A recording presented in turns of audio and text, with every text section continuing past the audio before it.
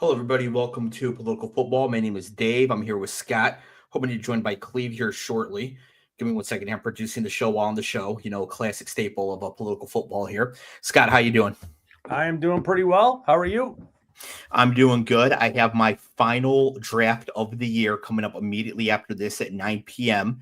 It's Tell a the good new. people how many teams you're responsible for. Well, that's the thing. It's a new work league that just formed this year, and so I want you to guess. When I get done with this next draft, how many total fantasy football teams will I have for 2025? Me? To guess? Yeah, guess. Yeah. Well, it's a bad guess. You told everybody in our chat. Oh, you already know. Okay. I think I know. Yeah. It's yes. so many. It's it's an absurd amount. So I will have 749 fantasy teams after I finish this draft. Oh, Alex said he didn't see it. He'll guess, but it's too late. 749. Now, last year I had 987. That is. So I have far fewer this year. Who is your highest? Who is the player that you have the highest, whatever you want to call it? So your highest rate. My highest ownership player I own the most across all those teams is going to be Biashel Tootin, running back for the Jacksonville Jaguars. He goes in the range of the draft where I pretty much always need a running back. He's in an ambiguous backfield. He's about the same cost. He's Atan's a little more expensive, and then Bigsby and here are about the same. So it's going to be, I have a lot of him. The player I'm most exposed to, given how much of them I own and how much they cost, is Brock Bowers. Okay. I have about 21% Brock Bowers, and he's a second-round pick. Yeah. So he's the guy that you could not resist in round 2. I don't see why he's a second-round pick. I don't understand it. He is Amon-Ra St. Brown production with tight end eligibility. I don't understand why he would be there in the second round. Given, I mean, he was just if he was labeled as a wide receiver, he should be going where he goes. But he's labeled as a tight end. It strikes me that people looking at the Raiders from a little bit on the outside might be overvaluing or overestimating what Jante's contributions are going to be there. And also, Jack Besh is there and Dante Thornton's there. So that's going to eat into Bowers's, target volume. It's like, and nope. Bowers is going to be just fine. Yo, what's up, Cleve? Hi, Cleve. Yo, what's up, fellas? Yo, okay, we were just vamping a little bit, but you missed it, so you'll get to guess this. So first, Cleve, after this draft or after this show tonight at 9 p.m., I have my final fantasy draft of the year for my work league. When that draft is complete, what will my total number of fantasy teams be this year? 797. Very close. 749. I knew you were in the 700 somewhere. Yeah. So 749 this year, down from 987 last year. If you recall, last year, you and my dad both gave me grief for not rushing for the full grand, but I couldn't do it. I didn't have 13 more in me. So so it'll be 749 after this. I talked about I had 21% Brock Bowers. Alex asked why only 21%. Well, as a second round pick, it's really hard to get a huge number there because the opportunity cost is so much greater. On a later round pick, like say Darius Slayton of the New York Giants, you can get as much as you want because the opportunity cost is so low that if you're wrong, it's fine. But however, with the second round pick, it's just really hard to get the numbers up that high. Paul asked why the lower volume this year. The answer for that is easy. It's because Rashid Rice tore his ACL on this fourth week of last year. Alex asked, who did you fade or think was the most overdrafted player ahead of their value? That is nice and easy. That'd be one Mr. Derek Big Dog Henry. Derek Henry's the player through there that I have the least. So this episode, we are going to do our 2025 season predictions. It is one of my favorite episodes of the year, mainly because we are ridiculous during the show. And then I get to make TikTok clips out of the ridiculousness. And then next year, or at the end of the season, when we review this, we get to go back and see just how silly we were. As a reminder, last year, Scott said the Dolphins would win the Super Bowl. Stop it. But as a reminder, that last year, Clev said the Eagles would win the Super Bowl. So, hey. And he said the Eagles would beat the Chiefs. So, sometimes we get it right. Last year, I got 0 of my predictions right, so I changed the way I'm doing it this year. Scott got 3 right, and Scott got 1 right, and Clev got 3 right. So I'm changing the way I'm doing it this year to try to get more right while still also having some good betting suggestions for everybody. Scott, Clev, are you guys ready? Yeah, let's do it. All right. First up, we have the MVP, Scott, who will be, and in the chat, feel free to chime in with your thoughts as well. Scott, MVP, who will be the MVP this season? So I made some notes. Just kidding. There are 3 quarterbacks. The quarterbacks, it's always going to be like a quarterback, award. The ones I considered are Burrow and Mahomes. And I would lean Mahomes in that scenario. I think there's some specific things that Kansas City has that they haven't had for a little while. That's mainly a stable left tackle and the ability for Mahomes to kind of hang in the pocket a touch, maybe a little more than he has in the last couple of years. So I'm going to go with Mahomes, but I did want to mention a player like Jared Goff in this scenario. If the Lions are going to be taking shots down the field, like they are, Goff is sneaky in this regard that the Lions, I know, Dave, I know you're on this. I don't know if you're exactly on this, but you believe that the Lions are going to be behind in some games and throwing. Last year, this is a team that went 15-2 and didn't have to do any of that stuff. So we know it's a quarterback award. We know that it goes to teams that win and with quarterbacks that produce. The thing that kills Goff is he doesn't do anything running. So I just said a bunch of shit. It's Mahomes for me. That does make it harder. So it goes with Mahomes. Clev, who do you have winning MVP this year? That'll be one Mr. Justin Herbert. Justin Herbert. Are Jake and Liam in the chat? Because the Chargers quarterback winning MVP would send the Jake household over the moon if that were to happen. So Clev, the MVP award does go to a quarterback with great stats on a team that wins a lot of games. Last week, I said the Broncos would win the AFC West. You said the Chiefs would win. Do you think Herbert can win this award if the Chargers don't win the division? No, they got to win out to get it. So does this mean you're also predicting the Chargers to win the AFC West? Just kind of looking at some stuff about the Chargers. I'm an honorary bandwagon of the Lions, but the Chargers also gave me a ticket to the cookout. So I'm going to the cookout too for the Chargers. I love the Chargers. Yeah, the Chargers look kind of sneaky good, bro. Oh, they're gonna look like they're sneaky good. I like it. So Alex has Lamar Jackson as his choice, and that is also my choice.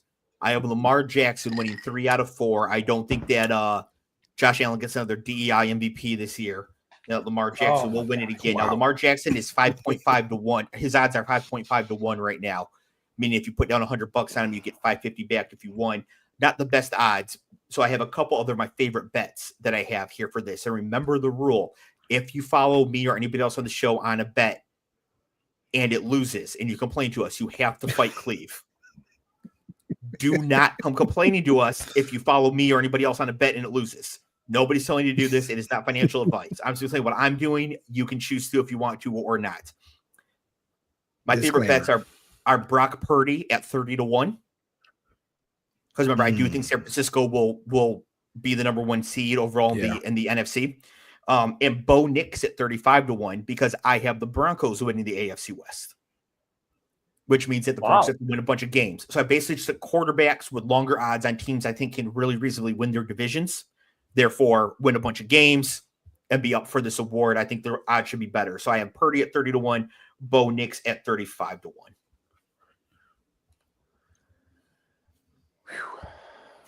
Okay. All right. We're off the rails. We're already off. Remember, my official prediction is Lamar Jackson. Those are just my favorite bets to make. My official predictions. No, it's good. It's good because I'm talking about Mahomes and thinking Mahomes is going to go bananas.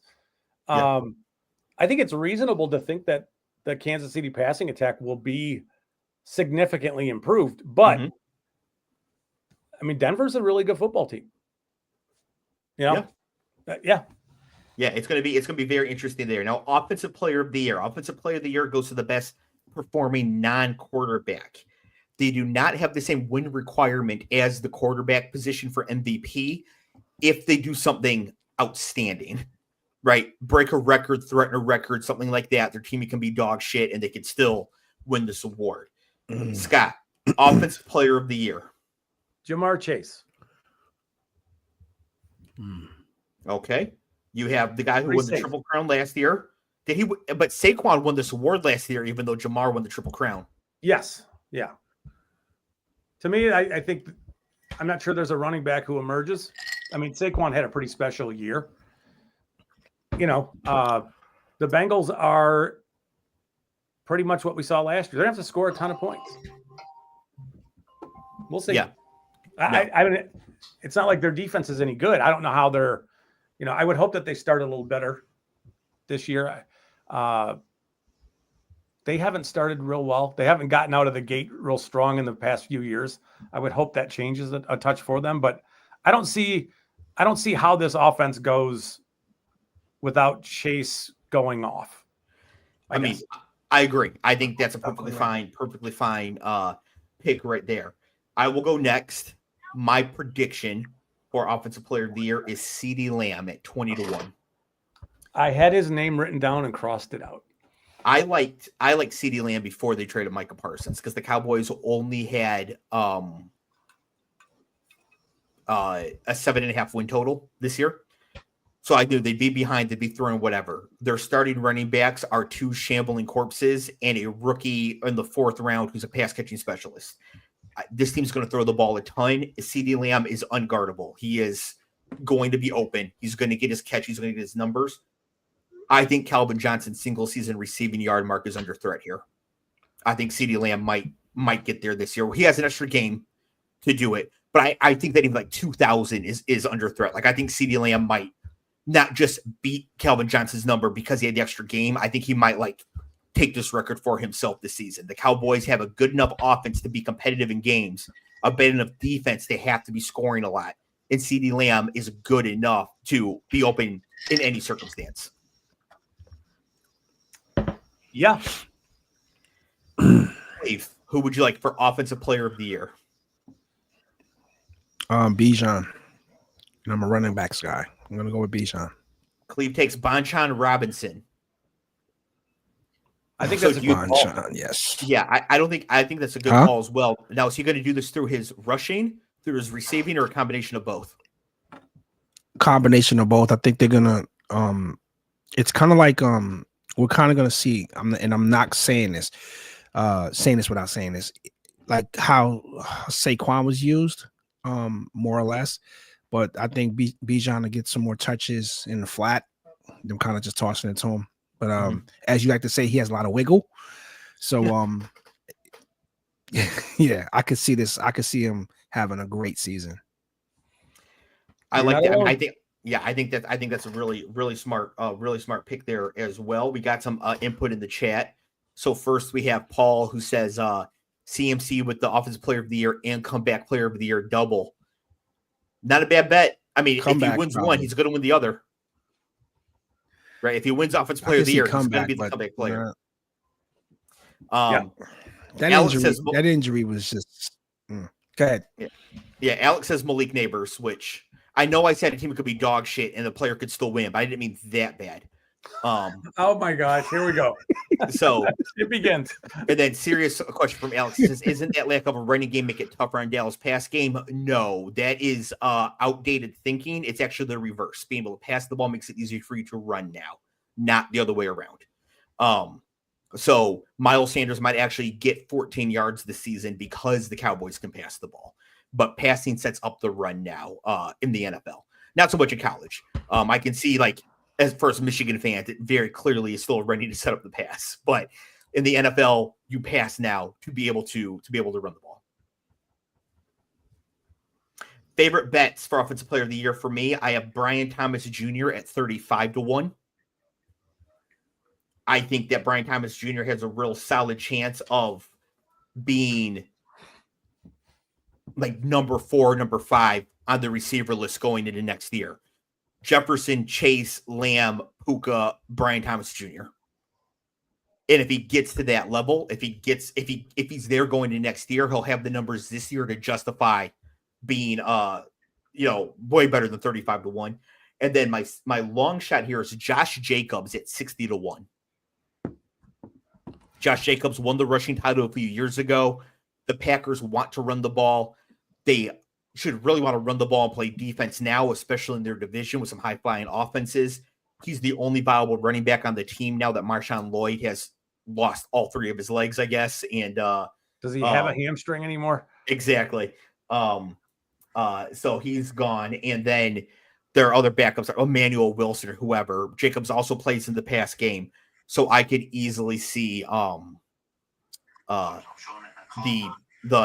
Josh Jacobs he should be way better than 60-1. He should have much better odds here. Don't fade Puka because of Stafford. 1, Stafford's playing. 2, Jimmy G's the backup. Jimmy G and Puka are already good. If you're worried about that, you fade Devontae Adams because Jimmy G and Devontae Adams hate each other. But Puka totally and Jimmy disagree, G Dave. have a track record. If Garoppolo is playing quarterback for the Rams, he will never get to their second option in that passing attack. Which is why you fade Devontae Adams. Puka's Devontae Adams is not the second option in that passing attack. Yes, he is. Okay. He's the distant second option. Devontae Adams at this point in his career can't even hold Puka Nakua's jockstrap. He's dusted. Also, quickness and open off the line for Jimmy G is also Puka. Also, Jimmy G and Devontae Adams hate each other. So there's that. Okay, but it's about the progressions, not about whether somebody hates somebody or quickness, any of that stuff. It's the progressions. So Devontae Adams is playing the role in which the first progression is 2, and that means the quarterback is looking at him, and then when the quarterback has to get off of him, he's shitting his pants, and he ain't getting anywhere else. Puka Nakua is not going to drop from one of the league leaders in first read target rate because Devontae Adams is there. Like, he isolated Cooper Kupp. He just took him out. Devontae Adams is great. He's a great pickup for them. He's going to be fine. This is a clear Chase Higgins, Jefferson Addison situation. Puka's number 1. Adams is number 2. Okay. Has Devontae Adams ever had a season as good as Puka's rookie year? Ever? Puka's just better. I'm not sure. Better. He's better than prime Devontae Adams. He's just better. Okay. Cool. Let's move on. We're not going to. Yeah. I'm just saying, like, Puka's that dude. Like, he's going to be open. Defensive player of the year. Clev, defensive player of the year. Who do you like here? What's this safety? His dad played in the league. Pat Surtain Jr. Yeah, he won last year. Junior? Yeah, he won last year. You want to go with him again? Yeah. Back to back? Back to back. Clev takes Surtain the second to go back to back. He is 50-1, which I thought was kind of crazy for being the defending winner. But yeah, 50-1 if you want to place that bet after the show here, Clev. Yeah, you get a little something for that. Okay. That's a good number. Scott, who do you have? Aiden Hutchinson. Same. 7.5-1 on Hutch. So are we both saying he's comeback player of the year? Is that kind of what we're saying too? Yeah. Yep. So Scott, go ahead and make the point for Hutch for us. Well, it's just, last year pre-injury, it was not close. He was running away with the defensive player of the year award. It was not close. Pressure, sacks, all of it. He's back. I think the Lions are going to rely upon him to be their pass rush presence. Mm-hmm. Everybody else is more like kind of squeeze stuff down. There's so much stuff he can do, both with his hands, his quickness, all of it, motor, all that stuff.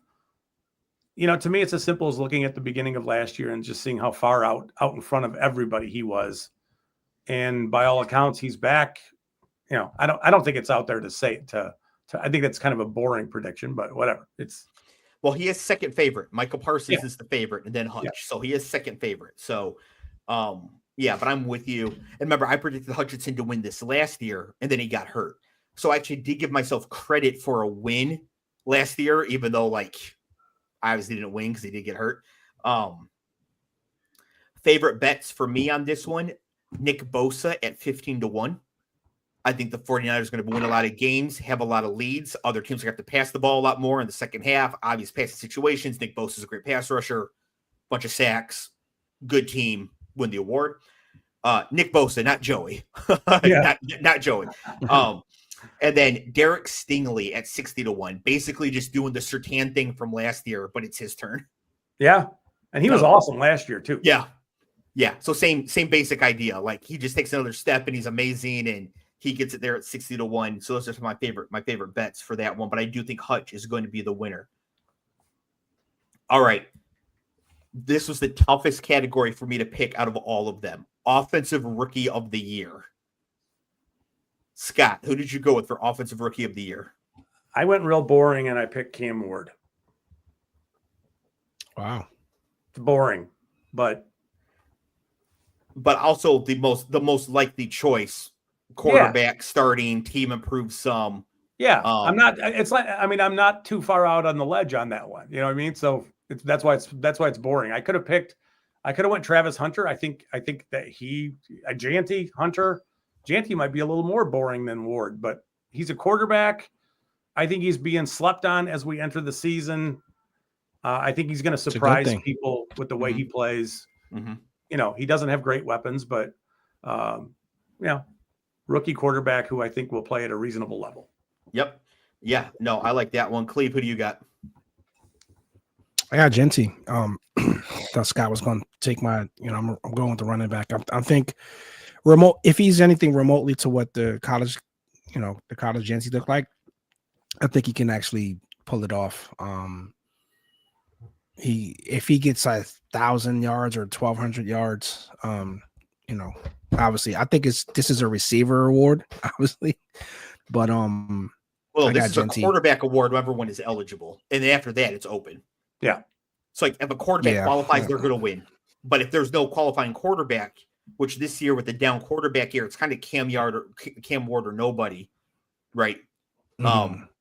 I think if it goes according to Hoyle, Janty should pretty easily walk away with this award. Yeah, very easily. He should. Yeah. Yeah. No, I can. Like Genty. Yeah, I think Genty's a fine pick. No, I took Travis Hunter because I think people are sort of overthinking the Travis Hunter thing because it's such a unique situation. He's the second overall pick. Got drafted to an offensive-minded coach with an established QB with an obvious role in the offense. He will not be the primary focus of the defense. Like it's all right there for Travis Hunter. It really is. I mean, this could be one of those things where we look back at the end when we're going through this and we think, what were Cleve and I thinking not picking Travis Hunter in this scenario? Because, dude, the runway. It's right there. All of it. It's Liam Cohen. Trevor Lawrence should have a big year. He really should. And with Brian Thomas there to give him cover. Yes. Like, unless either Travis Hunter is so good, he starts drawing focus away from Brian Thomas, in which case he's going to win this award. Or Brian Thomas continues to draw the focus and only Travis Hunter to run up some numbers, which puts him in play for this award. Yeah, I mean, the whole thing, the tell for me is going to be who plays out of the slot there, which one of those two guys. And I think it'll be Hunter. And I think Hunter will be, again, I think we're going to look back. I'm regretting not saying Hunter 7 minutes after I didn't say it. But I mean, he is a unique, he's been described as a unicorn. He really is. We'll see. We'll see what he does. How much of an impact does he have on that offense? How much does he play on defense? There's just so much intrigue there. There's a lot of interesting stuff with that scenario. Yeah, no, I agree. And he is 10-1, which I thought was a really good number because Ward and Genty are have so much of the market there But I think Hunter's going to be I mean, he's a wide receiver, went second overall. Who's the last one? Calvin? Like that, like it never happens. You get a wide receiver going second, right? I think it was Calvin Johnson. Yeah. Like Julio went 6th. Jamar Chase went 5th after Kyle Pitts. You know what I mean? Like it just, CeeDee Lamb was 17th, right? You have to go back. Like Keyshawn went 1st in 96. Irving Fryer went 1st in 84. You know what I mean? Like wide receivers just don't get drafted that high. Did you just like reference 1984? Are you serious? I oh my did. Gosh. Yeah. It was a good year for baseball. I was like 17 years old or something back. I don't even know. Oh, I was 1 time ago. I was 9. I was 9. I was 14. Clev was moving to America, picking the Jets. I was 14 in 1984. My gosh. No, I actually came in. I came in the early 80s. 85 is when I discovered football. Like, yeah, we're at school throwing around. Okay, so you didn't So you didn't walk off the boat, look around, and go, Ken O'Brien. It took a couple years for you to get no. And then I saw Blair fumble, and I was like, "Fuck, picked the wrong New York team."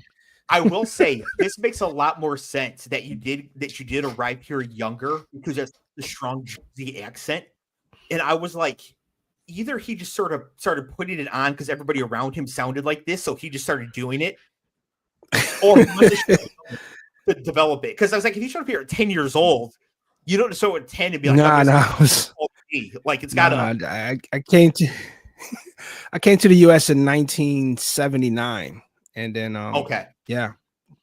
So I was gonna say because I didn't know if like if you came across the dialect, like if it was like a choice. Like for me, I talk this way more of a choice. I don't really speak in the dialect I speak in.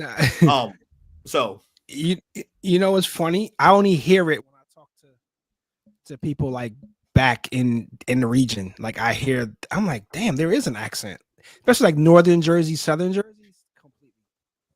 Completely different, bro. Yeah, I can't do accent impressions.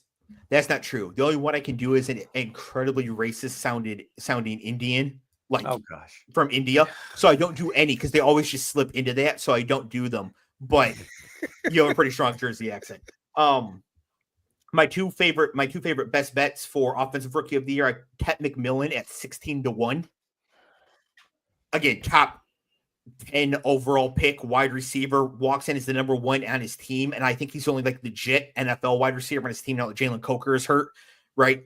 Cleve, the Panthers just signed Hunter Renfrow. So that's where they're at. Xavier Legette blows. He might have like one good trait, but it's not going to last very long. Like Tet's the number 1 there.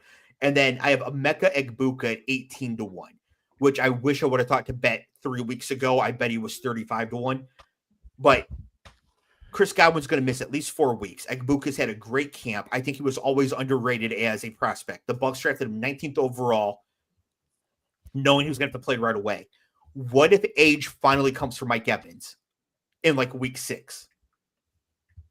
He's 32. He's a big, physical, fast guy. And what if he just gets a little nicked up, a little bit slower, and Egbuka is actually the number 1 receiver on the Bucs? He could be. That's it. So I think at 18-1, that's a reasonable bet, and Tet McMillan at 16-1 is reasonable. Paul says that one of his earliest memories is the Tigers playoff run in 1984. I was 20 months old when the Tigers won the World Series. It was electric.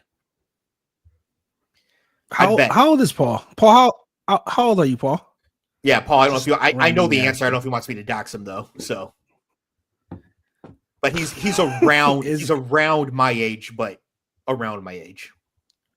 And he remembered the Tigers. Yeah, he was born in 78. He's 4 years younger than me. Yeah. So yeah. So Paul's slightly older than I remember when he and I were first becoming friends back in the late 2000s. He mentioned like watching Titanic in college, and it blew my mind because I was a freshman in high school. So I was like, "What do you mean you were in college for?" Like he was like, he was like, "I went to Notre Dame. I stayed in the only dorm that had internet," and I was like, Did you wear a leather helmet? What are you talking about? It's amazing how much 5 years can actually matter. Dave, how old were you in 9/11? I had graduated high school how in old you? June right before. I had just graduated high school. Okay. I was 2 weeks into college when 9/11 Wow. happened. Yep. Which that actually is interesting because for like what I consider real millennials, I think I'm a Zennial and in between sort of bridge between Gen X and millennials. But for like real millennials born in like the late 80s, like Ben, who hosted last week, right? People born later. But I tell them I graduated high school before 9/11, they look at me like I'm a great grandfather. Oh, that makes me feel great. But because they I was way before 9/11. Right, but like I'm very close to them in age. I'm the same generation as them, but they have like core memories, like being in school, watching in class, parents coming to pick them up. Right, it was like a very like school on 9/11. It was a Tuesday, so school on 9/11 is a really like core thing for them. And I'm like, I was driving down to Washington Community College, stopping to buy a calculator at Target when the second plane hit. Like I don't, so yeah, it's just again. I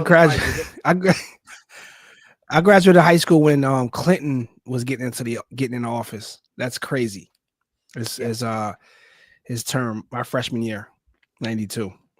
It's crazy, bro. I remember because he was inaugurated January of 93, which is the year of the Chris Webber timeout a couple months later. So I was in fourth grade. Yeah.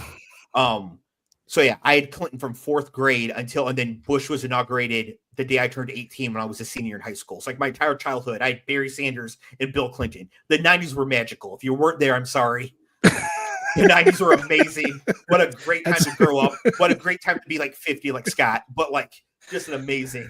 No, the 90s were great. I'm an 80s, great music. I'm an 80s guy. All of I'm it. an 80s guy. Yeah. Just an amazing time. Speaking of the 90s, we're going to talk about people who were not alive in the 90s. We're going to talk about Defensive Rookie of the Year. Because all these players were born in like 2004, 2003. Scott, Defensive Rookie of the Year. Who do you got? Abdul Carter. Another boring pick. Man, you took mine, Scott. Yeah. You took mine. I don't know that there's really great other options.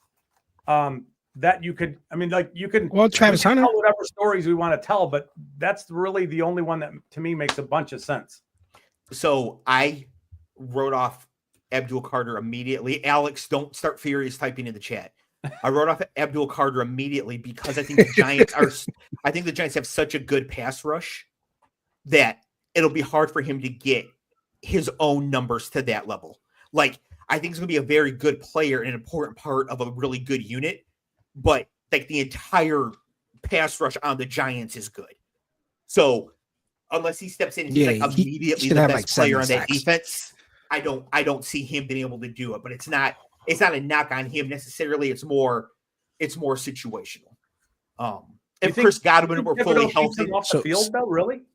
No, not keeps him off the field. It's just that, like, you know what I'm saying? There's so many players. Yeah. Yeah. And like if Chris Godwin were fully healthy and not injured at all, I wouldn't have Ibuka on my board. Right. Like it's like that. All right. So since Scott's taking Abdul, I'll take Travis. Well, that's mine. So.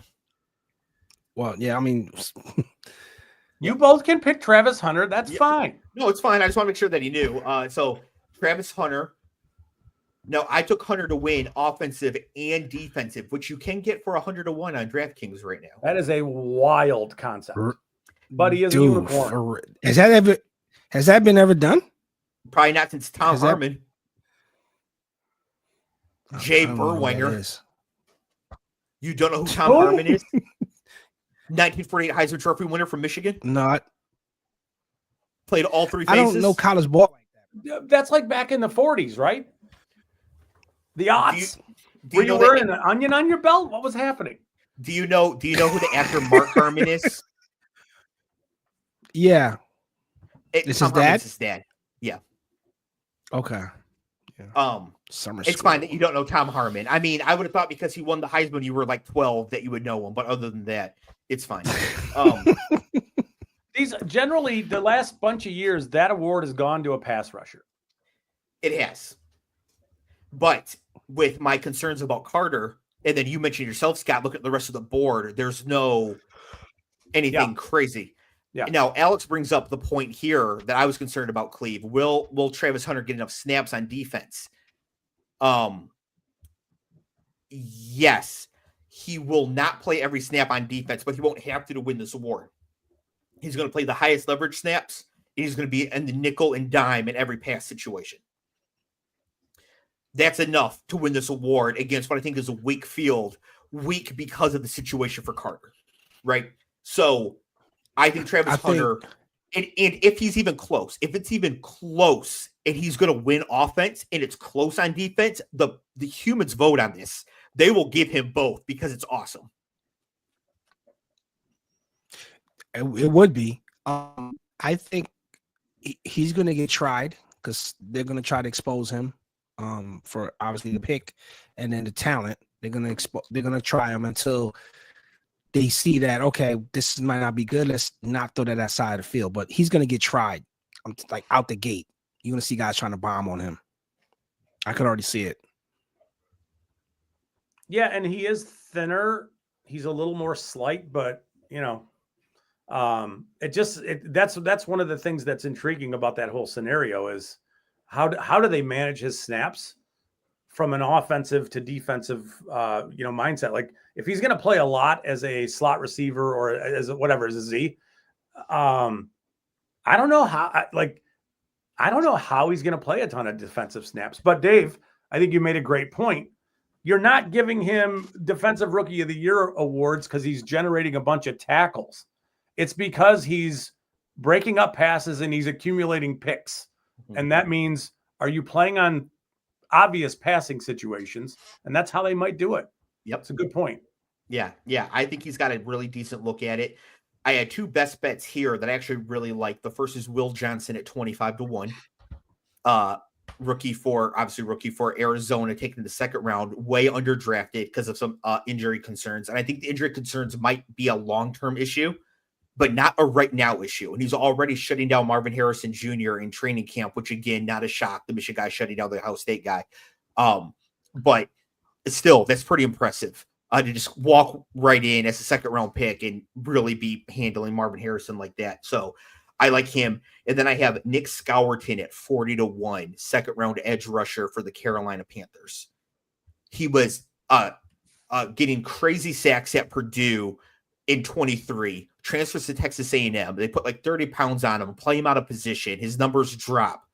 If the Panthers play him in his proper position at his proper weight, like the Texans did with Will Anderson, I can see Scourton being a double-digit sack guy. And in a field that's kind of this weak, I can see that being enough to get him over the hump, get him this award. And at 40-1, it's a bet I really like.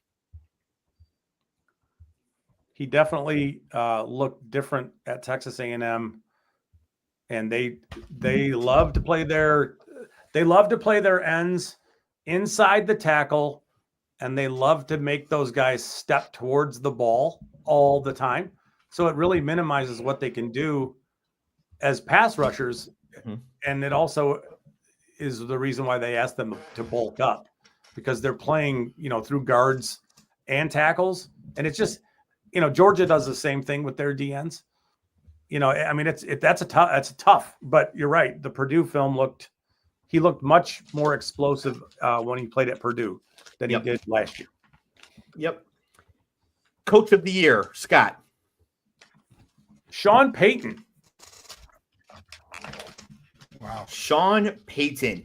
Now, Scott, when you picked Sean Payton to be Coach of the Year, were you aware that on the show last week I had predicted the Broncos to win the AFC West? No. So This is like a separate thing. Are you also predicting them to win the AFC West? No. Okay. Because I think Kansas City will, but I don't know. I think Denver makes a lot of noise. And, 2 years ago, Denver was awful. Mm-hmm. And then, for them to potentially go from awful to possibly. Now, remember, this is the same guy who said the Dolphins were going to the Super Bowl last year. So take it for whatever it's worth. You're entitled to your opinion, bro. I'm entitled to be full of shit and wrong, which, whatever. I think Payton's a really good coach. I think the Broncos are are going to stabilize as a threat to Kansas City, maybe more so than that. I didn't know that's what you were talking about last week. Streams of consciousness, I guess, but I like Denver, and I think they're going to make some noise. Yeah, I do too. Paul calling us out. He said, remember 4 games into his tenure there, we thought Peyton was cooked. It's all a product of Drew Brees. I do remember that. Yeah. But why did we think that? Was that because of Russell Wilson? Oh yeah. Possibly, yeah. I mean, both of us thought the Seahawks were going to have the first pick 2 years ago too. Yeah. So and they made the playoffs.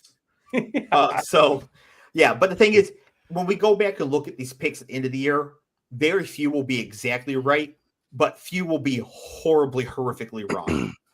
like the Dolphins winning the Super Bowl was horrific, but most of them are like, oh, we're in the range, or oh, this happened, or this guy got hurt. Like, they're not normally that horrible. The ones that are really fun though. Can't wait. Clev, who do you have winning Coach of the Year? Mike Vrabel. Mike Vrabel, new head coach of the New England Patriots. So to win this award, the Patriots got to make the playoffs. Do you think the Patriots make the playoffs? Not what I predicted, but if he's going to be Coach of the Year, they're going to do pretty good.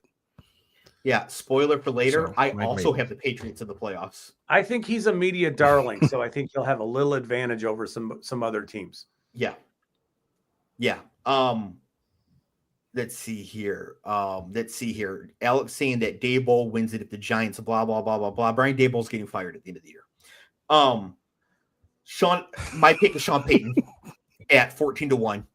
I think that Sean Payton is going to win this award because I have them winning the AFC West. I don't see any way in which the Broncos win the AFC West and Sean Payton's not the Coach of the Year unless the Eagles go undefeated or something. Like it would take something absurd for that to be otherwise. He's also one of my best bets. Like I actually like Sean Payton 14-1. This is a bet. And I also have Brian Callahan at 40-1, head coach of the Tennessee Titans. And the reason for this is pretty clear. What if Cam Ward is really, really, really good? He's the CJ Stroud or Jaden Daniels this year. The AFC South is not good. Yeah. The Colts are horrible. The Texans are rapidly approaching horrible. The Jaguars should be good, but they're literally the Jacksonville Jaguars. Like, what if the Titans just go 11-6 out of nowhere and win the division? Yeah. At 40-1, that's then great. It almost doesn't matter. That's the only thing worth talking about. He wins, period. Yeah. No matter what anybody else does. What if both things happen? What if the Broncos win the AFC West, the Titans win the AFC South? Broncos better record, though. I still think the Titans would get it. They had the first pick last year. Yeah. And you turn around like that? Yeah. Yeah. Yeah, I mean, yeah. Yeah, I mean, very well could be. Comeback player of the year. Scott, you and I have Aiden Hutchinson, which makes sense because we have him being defensive player of the year coming back off the injury. Therefore, he's going to be comeback player of the year for us. No real getting around that. Clev, comeback player of the year. Remember, now they're supposed to be coming back from injury, not coming back from being garbage. Yeah, well, CMC. That's the only. I mean, he had a significant injury. Yep. To overcome what he overcame. Hopefully, he's at least as good as he was, or he's gotten some rest because he took a damn near year off. Played a couple of games and then he was done. So he should be fresh. Yep.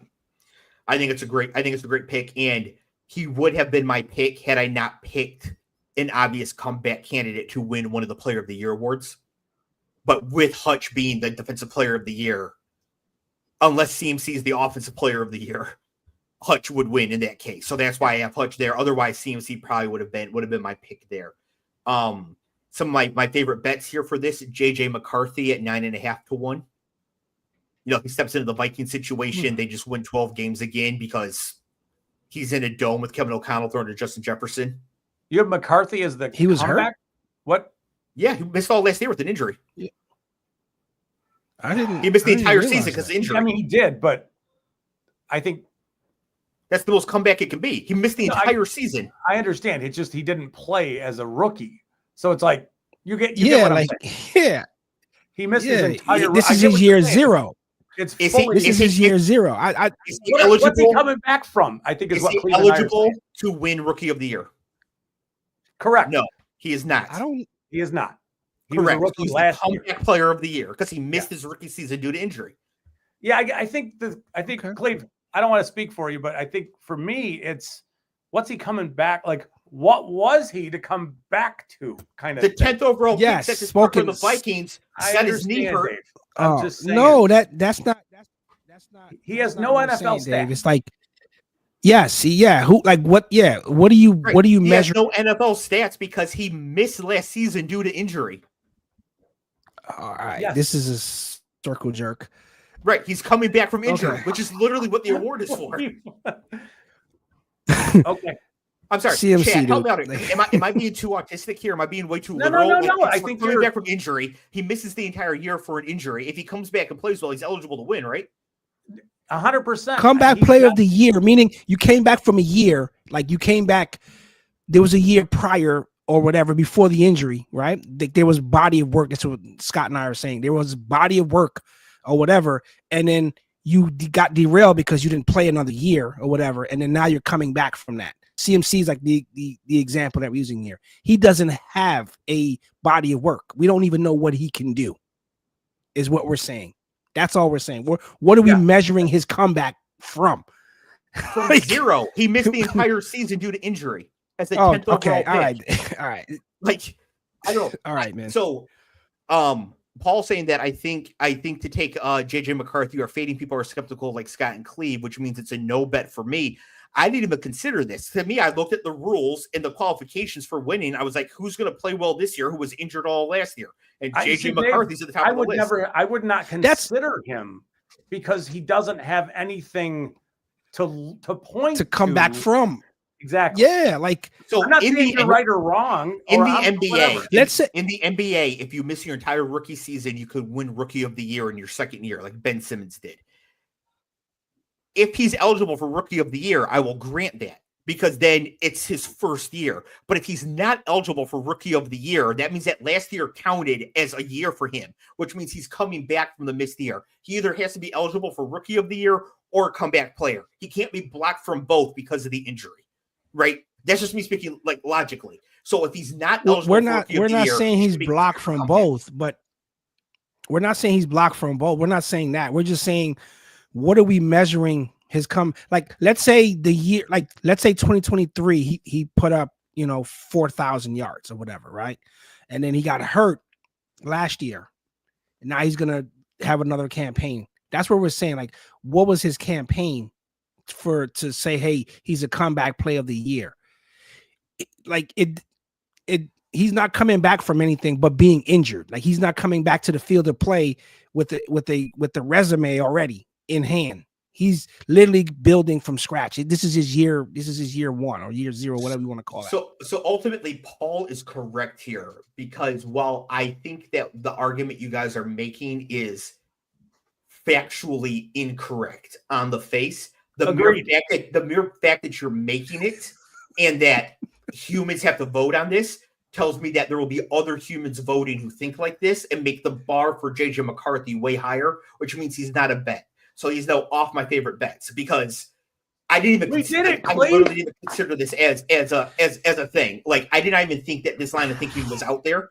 So finding out that he's a no bet.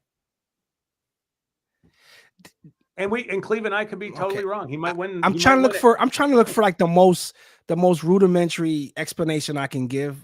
Like, just something to compare that to. Understand. But I understand your argument. I'm not misunderstanding. Yeah. I'm saying that it is factually incorrect given the criteria for the award, and even more incorrect if he's not going to be eligible for Rookie of the Year. Either he missed his entire first year, this is his first year, so he can't come back, thus he's a rookie, or he can come back and he can win Comeback Player of the Year. And I understand that. One or the other. I understand that.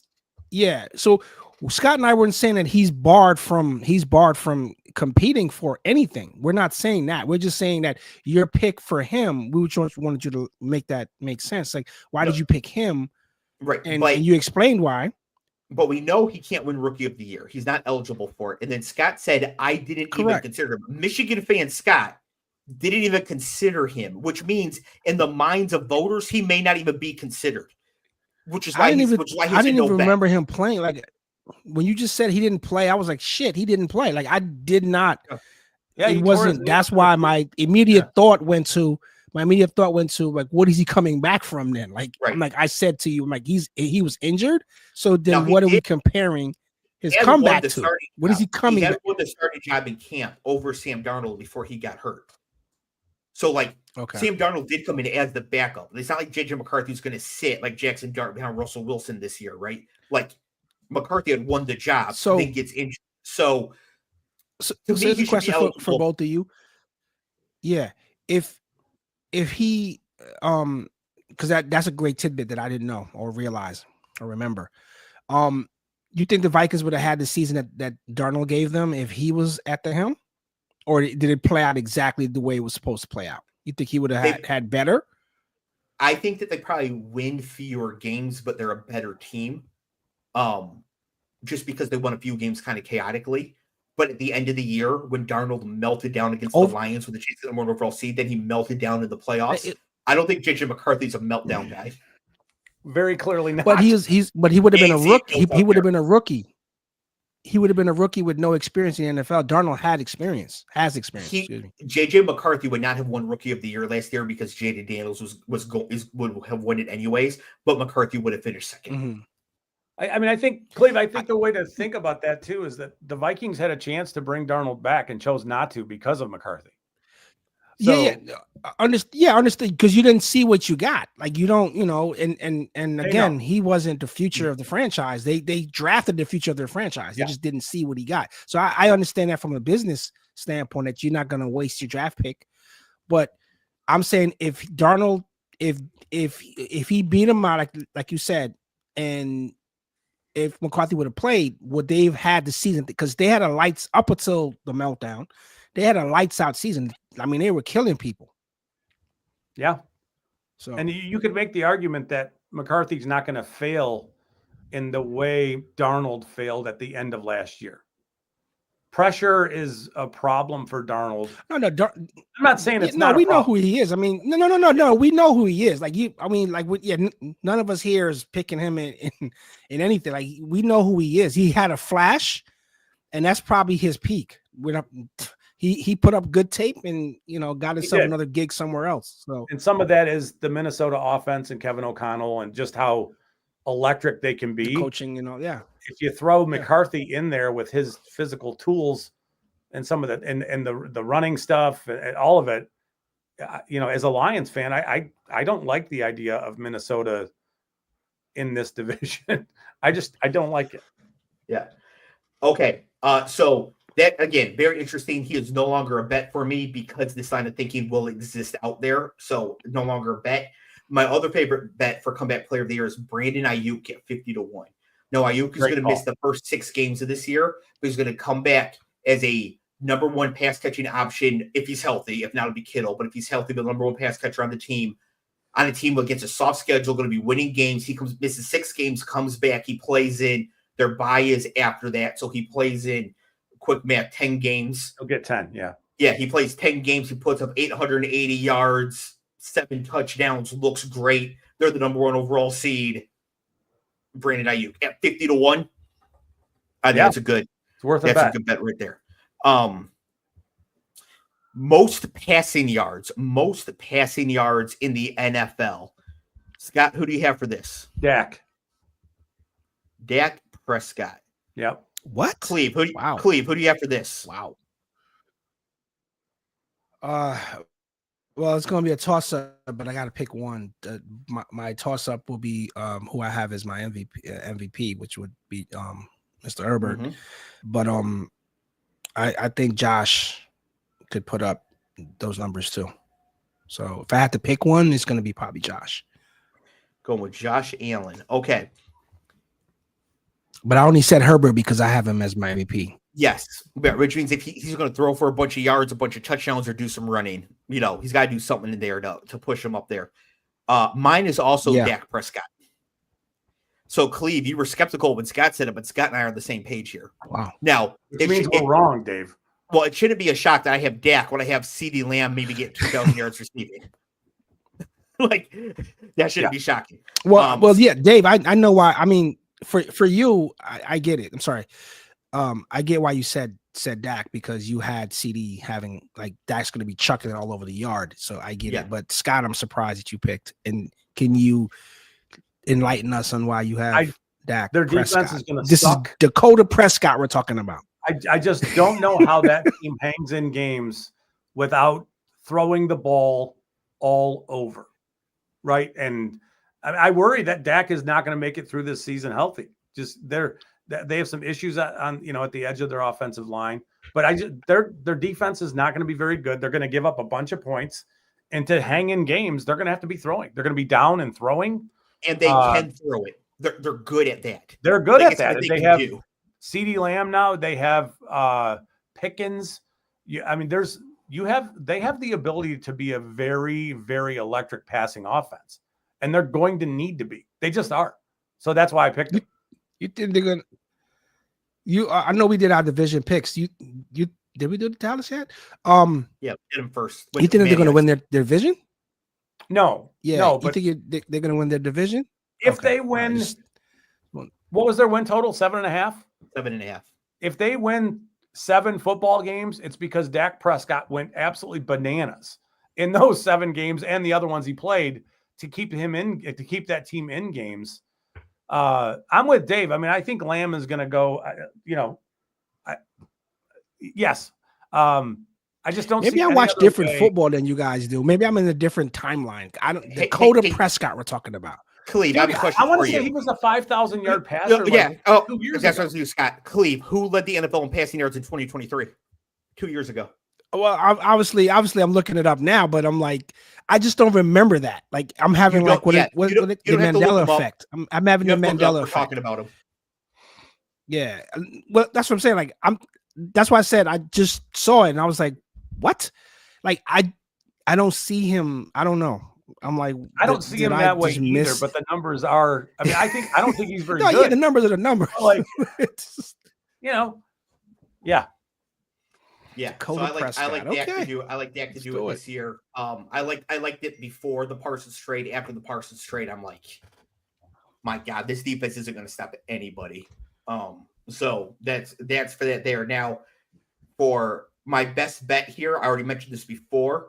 I got Michael Penix at 30-1. It is currently still 28-1. Michael Penix, basically same idea as Dak. Defense can't stop anybody. They play in a dome. They pass a lot. Yeah, that defense is not situated to do much. Yeah. Most passing touchdowns. This was another one I had a really hard time with. Scott, who did you go with here? Burrow. Makes sense because you got Chase as Offensive Player of the Year. Yeah. Yeah, Burrow won this last year. Yeah, and I think if they would have won, if the defense would have been there for them at times, he may have won the MVP. He was awesome last year. He was. Yep. But you got to win. You got to win those games, man. Cleve, what quarterback will lead the NFL in passing touchdowns? I got Baker. Baker, I think, finished second in this last year to Burrow. I can't wait to revisit this shit. Yeah, I think it's going to be really bad for some of us. And by some, I mean me. I think this one's about to be really bad for me. I think I should actually go for my best bets here instead of my actual prediction. Oh my God, I'm on the fence. Okay. Come on, man. Do it for the show. Let's hear it. I'm gonna stick with it. Let's hear it. My prediction at 10-1 is Jared Goff. I love it. Love it. That's not bad. It's not bad. It's not but if it's up to the Lions, he'll never have a chance to win this because Jahmyr Gibbs will have 2,000 yards and 20 touchdowns on the ground. Yeah. Like, it's contrary to how the team really wants to play, which makes me think 10-1's not good enough. But I also think the Lions are going to be a lot worse this year in the win-loss column. So you're definitely talking about the schedule being a problem for them. And one of the ways to overcome the problem schedule is to force them to get uncomfortable on offense. Yeah. And make your quarterback throw the ball because you're down in games late. Yep. Yeah. So I have Jared Goff at 10-1 as my prediction here. Might be my weakest prediction though, like my least held firm prediction. I actually like both of my best bets better, like with the odds they're given. I have Trevor Lawrence at 30-1. You know, BTJ, add Travis Hunter, good pass heavy coach, bad division, basically do what Baker did last year, sort of thing. And then at 65-1, Cleve, I have Bryce Young. Wow. That's on record. I like that too. Yeah, that's on record. I actually like that better than I like because I'm off the Trevor train. I've been off the Trevor train since forever. So yeah, Bryce Young, I'm not mad at it. I'm not mad at it. I would be shocked, but I'm not mad at it. Yeah, he kept improving last year after he came back in to the lineup, and he kept getting better. And it's like, what if something clicked and he just keeps getting better? Like, what if he's on a bus? Like, what if he kind of like Goff in Detroit? Like, what if he is like good? Honestly, you know what I mean? Honestly, I don't know if we have talked about this, but like him having to overcome getting benched and embarrassed basically, and then coming back to fight to claw his way back. I actually respect that more. Like I think of Trevor as a bus straight up and down, but I'm not ready to put it on Bryce just yet. Mm-hmm. But Trevor is a bus. Trevor's a bus, because Bryce clawed his way back in, man. Like the psyche of that during a season, holy shit. Like you got to be on point. In the last 3 weeks, he threw 10 touchdowns and no picks last year. It's crazy. 65-1. Yeah, I will take that. Yeah, I think it's a really good bet. I'm the one on that. I ain't mad at it. Most rushing yards in the league. Who will win the rushing title, Scott? Most rushing yards for running backs or most rushing yards from a quarterback? Did I miss most rushing yards for a quarterback? It was on the list. Next? Is it next on the list? Yeah, but we can do it however you want to do it. No. I just missed it while doing it. Most rushing yards for a quarterback. Scott, go ahead. Jaden Daniels. Okay, Scott has Jaden Daniels, who finished second in this category last year. Luckily, I thought this one through. So, Cleve, who do you have? I mean, until Lamar's out of the league, you can't discount the guy. Until he's out of the league, he cannot be off the list. Until he's out of the league. Yeah, I think that's right. And just 1 second here. That's just most rushing yards by a quarterback. So last year for this category, Cleve said Lamar Jackson, which is smart because Lamar Jackson is going to win this every single year until he doesn't. Scott and I both said Anthony Richardson is. And I made fun of Scott for picking a rookie to do this. And then I also took Anthony Richardson. Of course, Lamar Jackson went on and led all QBs and rushing yards, and Cleve was right. Cleve, who are you going to take this year? I'm actually flipping it now on the Anthony Richardson. It's crazy, right? It's crazy, right? That's who I'm taking again. Yeah. I really want this kid to have a great season. I really want to see him pop, man. Seriously. So Lamar Jackson is still in the NFL. Correct. And none of us are going to take him to lead QBs and rushes. We are all taking Anthony Richardson. I'm taking. Isn't that when we talked about how we needed to just end it? Like, show the end right there. Yeah, that was definitely that's one of my favorite clips we ever had here, because like we were all just like, yeah, it should be Lamar. So we all take Anthony Richardson. Cleve though is going back to Lamar Jackson here, which is smart. Give me the keys to the fucking DeLorean right now. Jaden Daniels. Wow, Dave and I are screwed at the end of this day. It's not bad. It's not bad. Now, I have Lamar winning the MVP. I'm not mad at it. which you might think means that he's got to run for the most yards. It doesn't. Jaden Daniels was only like 40 yards behind Lamar last year. I think Jaden Daniels can pit Lamar here, but they're both great on the ground. Lamar still wins MVP because of the passing. So I am going to take Jaden Daniels here. That he has to scramble more. He has to take off more. The Commanders don't win as many games. I'm going to take Jaden Daniels here. Cleve, congratulations on being correct. Yes.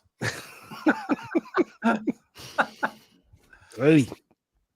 Okay, most rushing yards, period. Which I guess we could take Daniels and Lamar again if we wanted to, but I assume it's going to be a running back. Scott, who do you have for most rushing yards? It's either Gibbs or Derrick Henry, and I cannot determine who I want to pick. And I don't want to screw the Lions because I'm super stupid like that. I feel like I'm going to curse them I did pick Hutchinson, but I think that's kind of a no-brainer. I'm going to go Henry.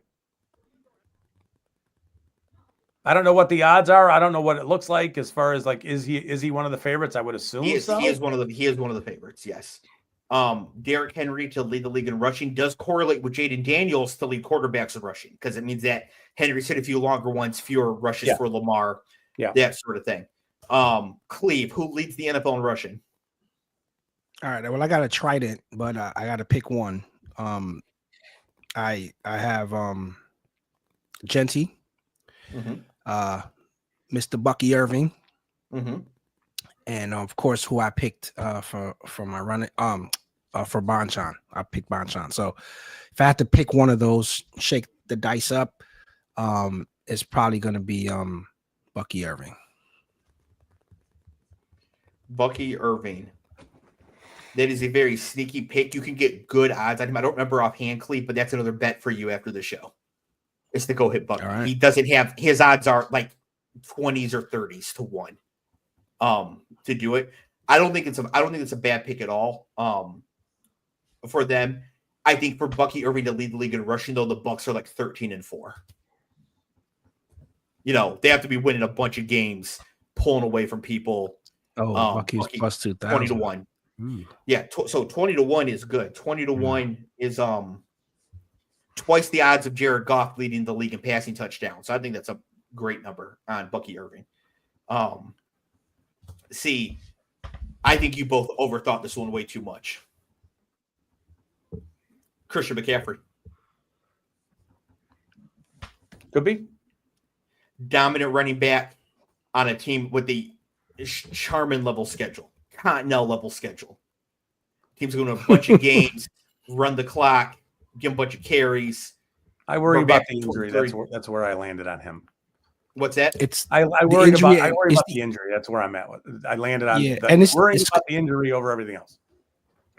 And Scott, it's not the injury per se because all these guys get hurt and they're high class athletes. I just think it's his age, like his not his physical age, but his football.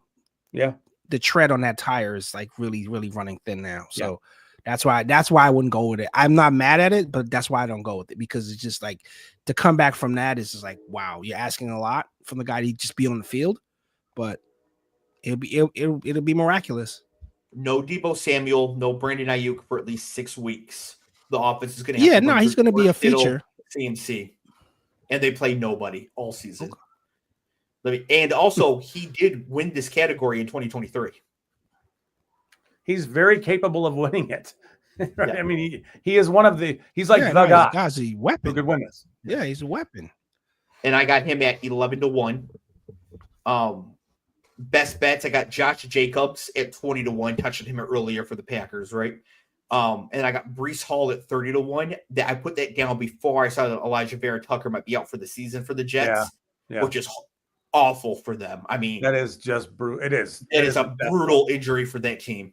Yeah. So Breece Hall might not be a good bet for that anymore, but the Jets only have 2 good skill players on their offense. They have Breece Hall and they have Garrett Wilson. And Justin Fields is the quarterback, so he's not going to be throwing it that well to Garrett Wilson. So it's like, if you're going to do anything, you have to get the ball to Breece Hall. Yeah. Right? And so that's why I have Breece Hall there at 30-1. But with Vera Tucker down, that may not be a bet anymore. But I do still like the Jacobs at 20-1 when he won this category in 2022. most rushing touchdowns. Scott, most rushing touchdowns. Derrick Henry. He wins the rushing title and most rushing touchdowns, but he is not Offensive Player of the Year. He gets Saquon, huh? Because Saquon won it last year by doing this. Yeah. We'll see. All right. Cleve, most rushing touchdowns. Saquon again. So I think Saquon is a great pick for this, except for the fact that Jalen Hurts had 18 last year. Because inside the 2-yard line, it's not going to Saquon. That's like the only thing. didn't they outlaw the tush push? No.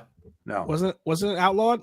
No, they didn't vote it out. No, they announced that they were going to, and then because of the outrage, they decided not to. Paul says I'd be worried about a committee on the Jets, 4 guys splitting carries. I'd be worried about that too if the other running backs were any good. Yeah. But I think once they start touching the ball in games, it'll become very clear that Breece Hall is Breece Hall and everybody else is down here. Like there's not. I have a lot of Braylon Allen. I think Braylon Allen is a fine running back, but he's not Breece Hall. He's a good fantasy player. Something happens to Breece Hall. Breece Hall is a cut above everybody else. And once you start getting into games, you realize like Justin Fields cannot hit the broadside of a barn. We got to run Fields. We got to run Breece Hall. That's how we're going to do it. So that's why I like that one. Scott says Derrick Henry, most rushing touchdowns. Cleve says Saquon Barkley, most rushing touchdowns. I have Josh Allen for most rushing touchdowns. Wow, that's sneaky good. It's good. Yeah. Yeah, got him at 11-1. And so a lot of random players have won this category last couple of years. Last year it was James Cook and Jahmyr Gibbs that tied in this category. The year before that, it was Raheem Mostert. So a lot of random people. So I like taking longer shot bets on this one. It's like guys that are going to get carries near the goal line and maybe they rack them up. Jamal Williams got it a few years ago for the Lions. So my best bets here, Omarion Hampton at 45-1. The rookie running back for the Chargers. I think that number is low because people are still worried about Najee Harris. Yeah.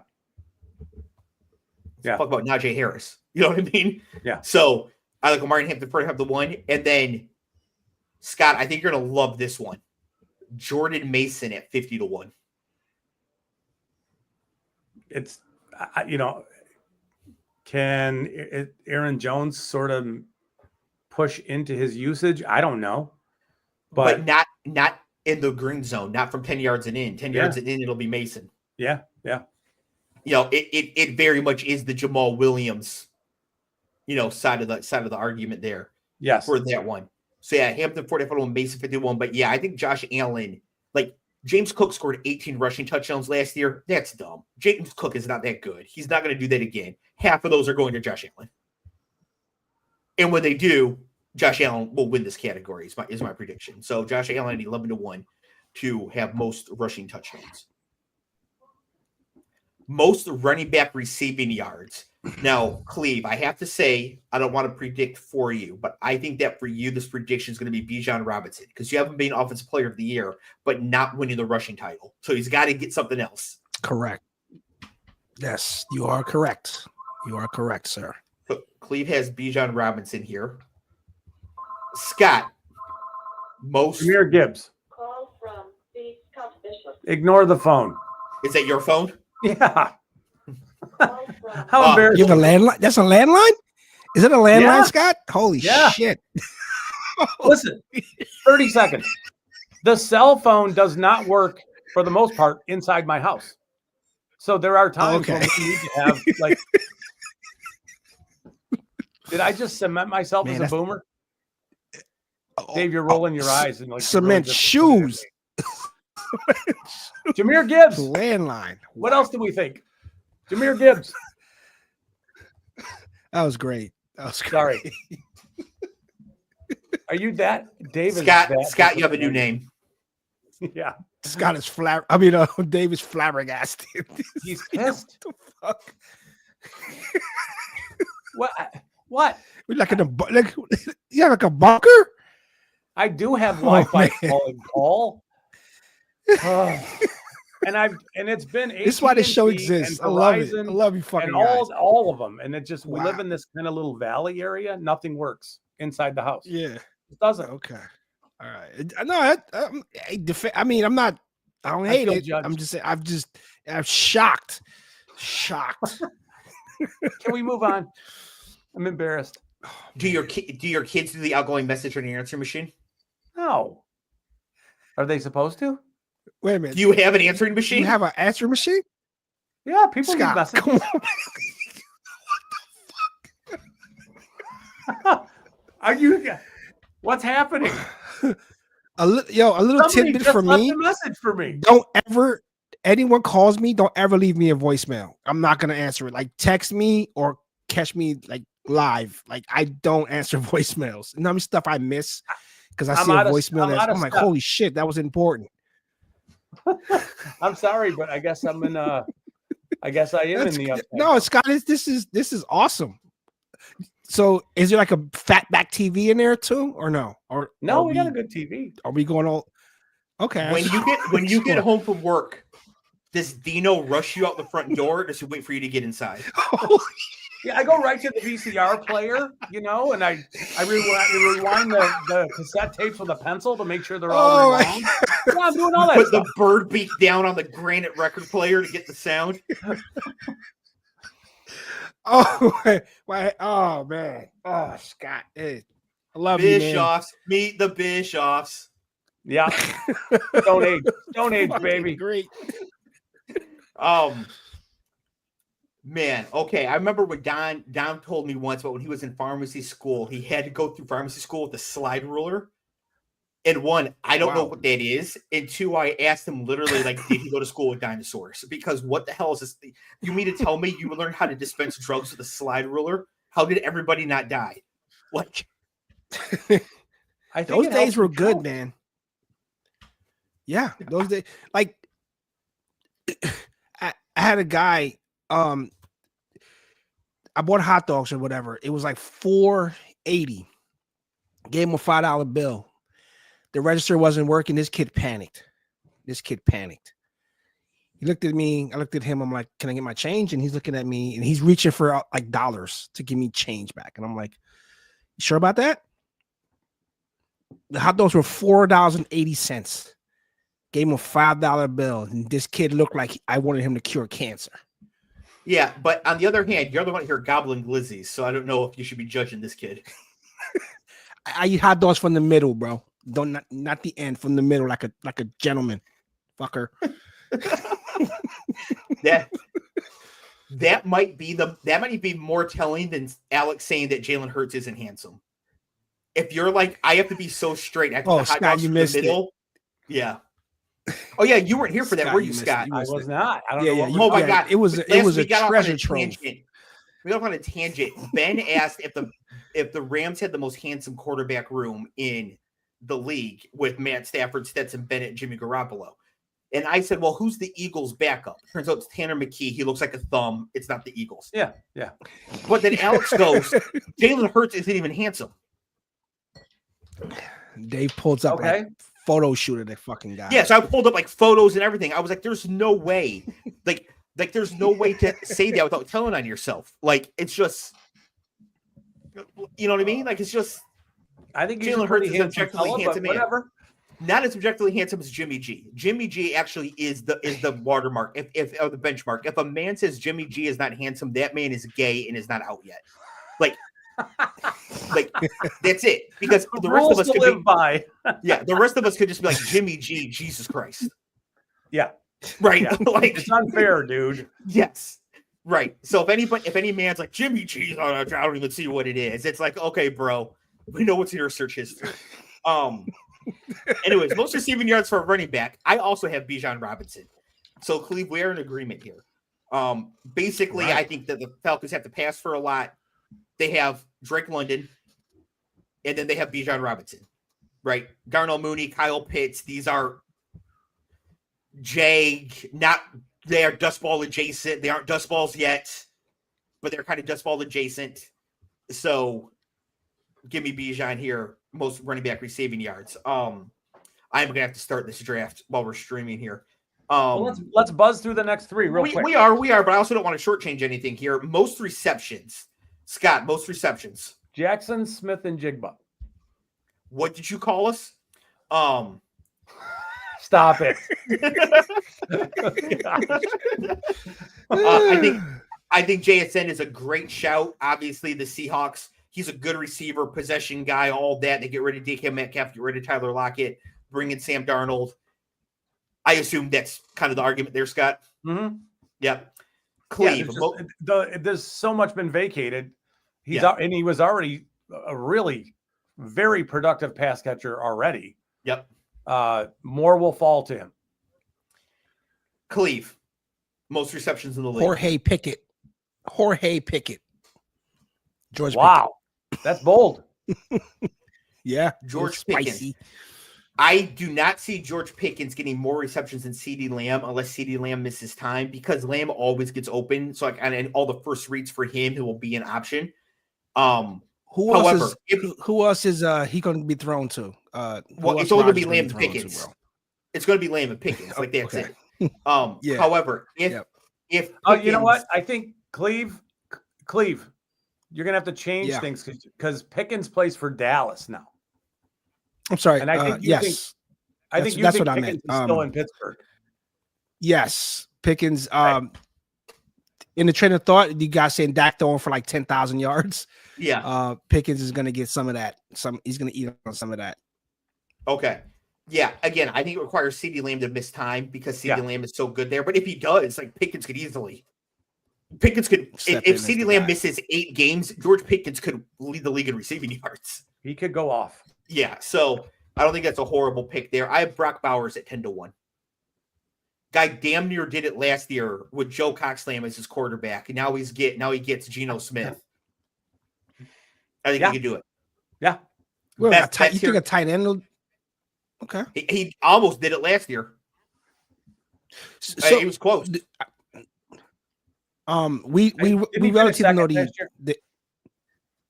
so we know the answer to this, but do you guys consider tight ends receivers, or because I still think of them as they're receivers, obviously, but to me they block. But then these Brock Bowers of the world and these guys kind of there's a spectrum there. Players like Chris Manhurst are just blockers that can run up for catches sometimes, and then Mike Gesicki is a wide receiver who's a bit too big to play wide receiver. Then everybody else is kind of in the middle, but the best ones are best at both. Travis Kelce, Gronk, George Kittle. The thing is, Brock Bowers isn't an elite blocker, but he's a B-B blocker, but he's an A+ receiver. So he's good enough to be on the field for every down, and then he gets the A+ receiving on top of it. He is not a liability blocking at all.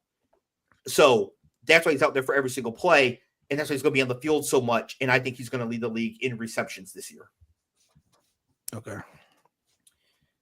Most receiving yards, I think I can guess 2 of these. Mine is obviously CeeDee Lamb. I haven't been Offensive Player of the Year. Scott, yours is Jamar Chase. You have Jamar Chase being Offensive Player of the Year. No, okay. Lamb. I'm going Lamb. You have Lamb for yards too, okay? Yeah. Clev, most receiving yards. That one was hard for me because you sent this like a few days ago, so I was just like looking around. I'm gonna go Neighbors, Alex, if you're still out there. That is. I don't hate it. I don't hate it. That was hard for me though, but I just kept coming back to him. I was like, shit, he's finally getting a flash that he needed. Yeah. I think that requires Dart to take over for Russ relatively quickly and for Dart to be Jordan level, sort of level good, which I think is in the range of outcomes here. I don't think it's that likely, but it's in the range of outcomes. And if that happens, right, Neighbors could do it. And if we get 10 games of Jameis Winston, Malik Neighbors is winning this category. Oh yeah. He's gonna chuck it to him every second. 20 targets a game. Yeah. Yeah. If we get Jameis in there for some time, then this is happening right there. My best bets here at 60-1, I have Jameson Williams. I think he could win this category without winning most receptions because he could get 19.5 yards per catch. And he could pull away here. And I have McMillan at 80-1. How much are they going to feed him? Well, that's the thing, but he's the best receiver on the team by far. Bryce Young is looking better. They're going to have to pass, right? 80-1. I'll take that. Most receiving touchdowns. Cleve, who do you have for most receiving touchdowns? So again, we did this. You sent this to us days ago, so I had time to like look this up and think about it. So I have a twofer again, but I'll shake the dice and get one. McLaurin and what's my other guy?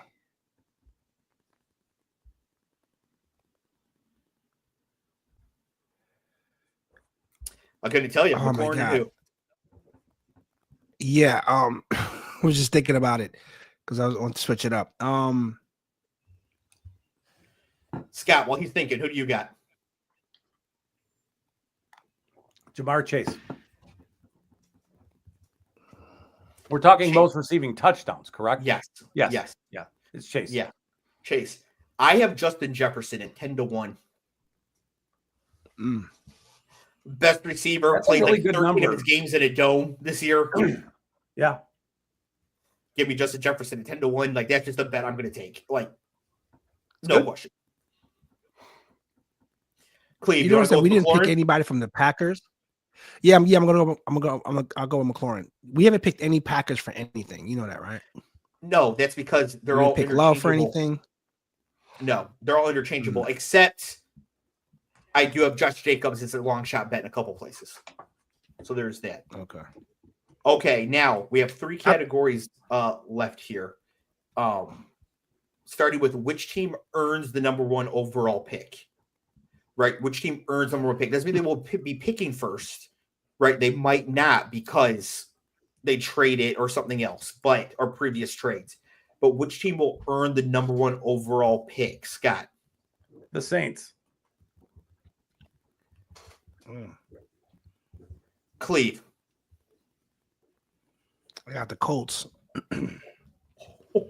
Wow. Holy crap. I think that is a brilliant. I was supposed to bet this. I think it's a brilliant pick. Wait a minute, did I say something wrong? No, it's Danny Dimes beat. Okay, I just want to. It doesn't. Sure. Okay. No, it does. Yeah. Yeah. No, I'm not mad at it in any way whatsoever. So I have the Saints as well. I think they have Spencer Rattler and Tyler Shuck as their quarterbacks. They're actively trying to lose. It's true. So I'm going to trust them to do this. Is that because they think they're going to get Arch Manning, who looked like Arch could have had a better game.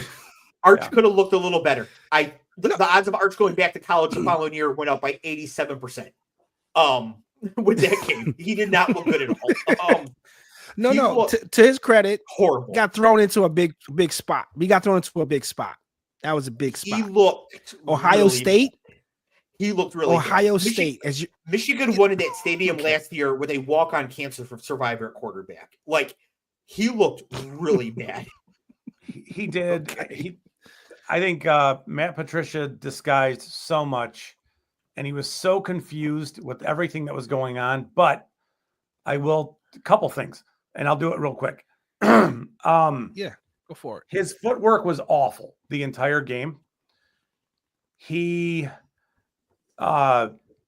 was like he was very uncomfortable and didn't really understand, or they didn't have an offensive plan for him, which makes me, as much as you question the Texas coaching for years now, this is another example of what exactly are you doing? It's very obvious he's uncomfortable, static in a pocket. Roll him out. And they just would not do it. They would not let him get on the move. They would not go half-field read stuff with him. And they just forced him to sort of die there in the pocket. Having said that, he looked bad throwing the ball too. Like mechanically, it looked terrible. It just did. There's a lot there. Given the pedigree that he comes from and the money that they already have, like he would be working with like the top level guys, like like you said, the basics, Scott, the 101s, like wow, like Yeah. if I jumped off a spaceship yesterday and saw that, I'm like, that's the guy that they were touting as well. And again, it's one game. I think you'll get it It's one figured game. out, but some of it is Yeah. like Texas may not have weapons right now. Like that could be a thing. They don't have much. And he looked rough. He looked unprepared to play that game. Ohio State's defense is awesome, though. So credit to them. I just got CeeDee Lamb at the 107 in my work league. So, yeah. Should I just put my Venmo in the chat there? They can just send me the money now. No, don't do that. So other Colts. So the Colts. I think the Colts are a good pick, and I'll get to that in a second. Other contenders here are the Browns, Jets, Giants, of course. Like they're just the lowest win totals, right? I think that the Colts are a great pick. My other sneaky pick is Dallas. If it just goes off the rails, like the players are pissed about the Parsons thing, everybody's mad. Turns out Brian Schottenheimer is like an absolute donk, and it just goes way off the rails. I could see them just packing it in after week 8, and it's just horrible, right? And CeeDee Lamb is out here fussing at Jerry Jones on the sideline.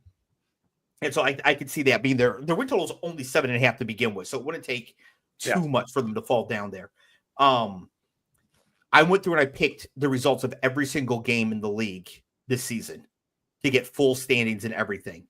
When I did that, I had the Giants picking first, going 2-15, but I don't think that's actually going to happen. I think that's way more fragile. I think the Giants are capable of winning up to 7 games this year, so I don't think they're going to be in that position. So I had New Orleans at 3-14, Miami at 3-14, and the Colts at 3-14. So I actually have the Colts as one of the 3 worst teams by record in the league, Clev. So you and I are actually very close on this. I think the Colts is an excellent bet here. Yeah. Interesting. Sorry, I'm on deck here. So are we on to Super Bowl matchups? Yes, we are on to Super Bowl matchups. Go ahead, Scott. You first. Cleve, who do you have playing in the Super Bowl? Well, I have the Bills.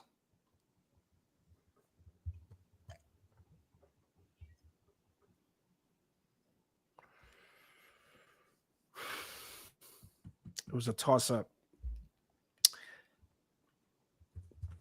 My heart tells me to go with the defending champions, that they can run it back because their squad is still intact. But the NFL kind of has this parry, like they just kind of, it doesn't always fall out like that. Yeah. So if I'm gonna go with my gut, Philly, Lions. So the Bills are going to play. Are you saying it's Philly or the Lions? Philly or the Lions. Gotta pick one. I'm going to pick the Lions, but I don't want to be the kiss of death on you guys. No, it's great. I think that's a sweet matchup that is absolutely in play. Dave, do you want to pick or you want me to go? I will go next because I have the Bills. Who'd you get for your pick, by the way? I got Brock Bowers, and then coming back, I got Lamar Jackson. So I've got CeeDee Lamb, Brock Bowers, and Lamar Jackson in a 12-team redraft league. Good start. You know you're a shark in like a fishbowl, right? Like you're like a shark in a guppy pool. You're gonna kill all these guys. $50 buy-in. Put your Venmo in the chat, bro. Yeah, I just right there. Cash me out right now. Yep, that's it. I think I'll just rest my starters in the last week of the season. I have the Bills versus the Eagles. Oof. Okay. I ain't mad at it. Yeah. I have Bills versus the Eagles. Now I had the Bills as the number 1 seed in the AFC. And their path to the Super Bowl is that they get the bye. They host 5 seed Kansas City, coming off a win over Jacksonville. They win that game. Then they host a 3 seed Ravens, coming off a win over the 2 seed Broncos. And then we get Bills versus Ravens and Buffalo. Buffalo wins. For the Eagles, I have the Eagles as the 2 seed beating the Packers in the first round. The Lions beat the Bucks on the road in the wild card round. Then the Lions lose to the Eagles in the divisional playoff. The Commanders is the 6 seed, beat the 3 seed Vikings, beat the 1 seed 49ers. We get a rematch, Commanders versus Eagles. Eagles win again, Eagles versus Bills in the Super Bowl. It's like a fucking you want me to election, go? Electoral ballot. Yeah. Yeah, Scott. So Texans. the Rams have a pretty sneaky path to win their division. They have a great defense. And if Stafford remains healthy, which is obviously to be determined, we'll see. Stafford with Devontae Adams and Puka Nacua and the running game of Kyron Williams, that team is a dangerous, dangerous football team. I could see them. This is going to be it for Stafford. I'm not, it's one of those things where I guess I'm trying to be a little different making this prediction, but I could see the Rams being in the Super Bowl, and I'll just take them playing the Chiefs just because I think the Chiefs are going to be a little different this year. Rice returning the back half of the season, all the stuff that they've got going on in their passing game that makes it better than the last few years. I know it sounds nuts, but I'm going to say the Rams are going to play the Chiefs in the Super Bowl. I want it to be the Lions. Dave and I and I think it will be. I'm hoping it will be, but I'm not going to say that because I don't want to. I don't want to have that. Yeah, I don't want to do that. Well, that's something because I don't have the Rams in the playoffs, so one of us is about to be really wrong here, Scott. Yeah, we said last week we don't think we think the back injury is significant for Stafford that he may not even finish the season. If the back injury is prohibitive, then what I just said about them being in the Super Bowl, they won't make the playoff. If Garoppolo's their quarterback, they have no chance. None. That's what we said. That's exactly what we said last week. It's like, if Stafford can make it, yeah, they got a chance at a great season. But if Jimmy has to jump in there, ain't no chance, bro. Yeah. Yep.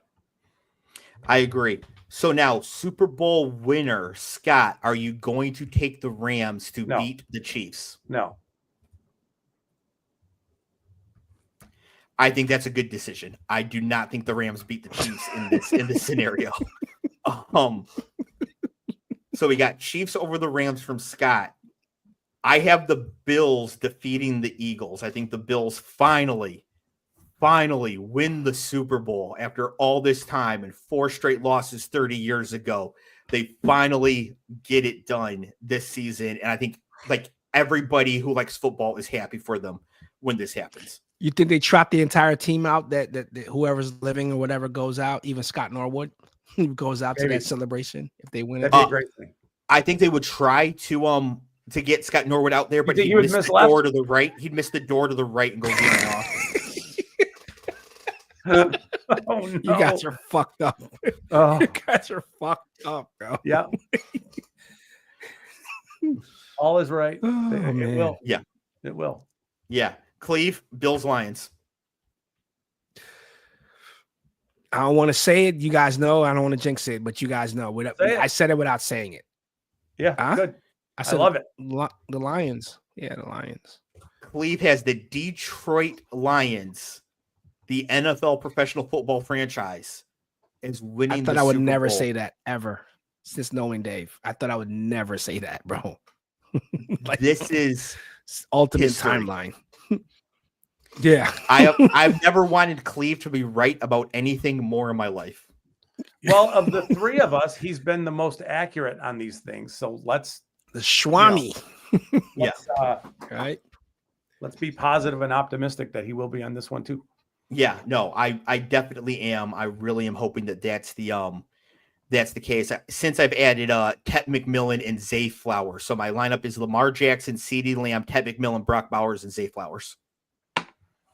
You're rolling. Wow. I am. Okay. Yeah. So thank you everybody for joining us here in the chat today. Thanks, this was guys. great. Thank you guys for going a little bit over here. I just love this episode so much. We had a couple tangents we had to get in there. Scott, any final words? Nope. I'm Cleve, sorry final for word. everything I've said. Cleve, any final words? How bad was Belichick with the fucking UNC? Pretty bad. Tar Heels. I thought it was amazing. So I can bet we you say did. now that Tom was the Patriot way? Tom was the Patriot way. Man, I think it's fair. You guys That know the was- story that of was- the NBA player who was busted today for getting paid outside of his NBA contract? Who was that, I only saw it briefly. It was Kawhi Leonard, but I didn't see what happened. yeah. So it's Do you know? it was- Do you know what happened? Scott, tell us. Yeah, I know. well, you tell. I don't know the exact details, but I'm going to link it back to. Steve Ballmer, they had him create a shell company that they siphoned off some money to him, an extra $28 million a year, for him not to seek a trade or to get off the team. He's gonna be a lifer on the team. And his shell company, which the dumbest name, it was like K something 3, which is like his initials or whatever, KD3, as the company that they siphoned the money. I'm like, seriously, of all the names you could pick, you're gonna pick this guy's initials, like where someone's gonna put that together and be like, oh, that's the company that you own, that you get an extra $28 million that you're an investor of. So Steve Ballmer, billionaire, couldn't chuck out the extra 28 out of a offshore account. He had to like siphon it from a shell company. It's a bad look, man. The Tom It's a bad the look. TB12. There we go. No show. Brady Yeah, stuff. it's pretty much the Sopranos, like a no-show job for But- extra 28 mil a year. I think we're going to find people trying to point to Brady taking an under market deal for years in New England to understand that perhaps at least people are speculating on Twitter. I'm not, because I don't know anything about it, but it wouldn't surprise them if this was the same situation with Brady. Oh my God. And I don't, again, Wow, that would you be know, no, that would be telling. I didn't even really realize that angle, Scott. Like that's actually makes a little. They'd bit have of to sense. take their titles but- away I don't know what they would do. because he'd be ineligible. Like they'd literally have to be like not recognize them as the champs. I mean, this could be total, you know, I just found it as an interesting kind of something to think about. Like, what is the story? What's the rules on that? What are there hard, fast rules on those things? I don't know. The NBA said that they investigated, they found nothing, but some guy, like a podcast or whatever, kind of did some sleuthy work and found all this out. Like it was easy for him to kind of go back and follow the breadcrumbs, and he was like, basically the company's fucking named after Kawhi Leonard. Like, seriously, bro? And then they saw what he's getting siphoned, and then they pulled his contract, and the contract had a no trade clause based on some incentives, which was this extra 28 million a year. You could have just put 28 million in an account and just an envelope and gave it to him every year. You're a fucking billionaire. Yep. The next 28 But times. yeah, I Belichick see you looked. have That team looked. $1 for you. Yeah. I don't know. I mean, I don't think that, you know, again, I've read just a little bit, but like there are some people trying to connect those things, and almost people insinuating like, you know, hey, check that out. Kind of, I don't know. Interesting. Yeah, I would. Hey, they've been caught before with underhand shit, so it's par for the course, man. I wouldn't unrule it. Yeah, I know it was a podcaster. Thanks, Paul, for it's Doris. letting us know who it was. Thank you.